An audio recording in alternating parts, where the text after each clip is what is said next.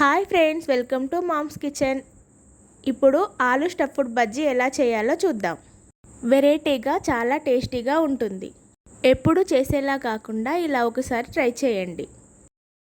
దీనికోసం 1 కప్పు శనగపిండి, 2 స్పూన్ల బియ్యం పిండి తీసుకొని కొద్దిగా కారం వేసుకొని వాటర్ పోసుకుంటూ వీడియోలో చూపించిన విధంగా ఇలా జారుగా కలుపుకోవాలి. దీనికోసం నేను 4 ఆలుగడ్డలు ఉడకపెట్టుకున్నాను. వాటర్ లేకుండా ఇలా తుడుచుకొని స్మాషర్తో స్మాష్ చేసుకోవాలి. ఇప్పుడు ఒక ప్యాన్ పెట్టుకొని ఆయిల్ వేసుకొని ఆయిల్ హీట్ అయిన తర్వాత కొద్దిగా జీలకర్ర, పచ్చిమిర్చి, ముందుగా స్మాష్ చేసి పెట్టుకున్న ఆలుగడ్డను వేసుకొని కలుపుకోవాలి.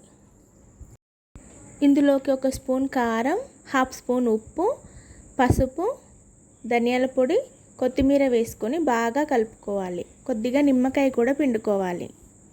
ఇది దగ్గర పడేంత వరకు ఫ్రై చేసుకోవాలి. ఈ ఆలుగడ్డ మిశ్రమాన్ని తీసుకొని కొద్దిగా ఇలా వీడియోలో చూపించిన విధంగా ఇలా చేసుకొని ముందుగా రెడీ చేసి పెట్టుకున్న పిండిలో ఇలా డిప్ చేసుకొని ఆయిల్లో వేసుకొని లో ఫ్లేమ్లో కాల్చుకోవాలి. పిండి కన్సిస్టెన్సీలో ఉండేలా వాటర్ యాడ్ చేసుకోండి.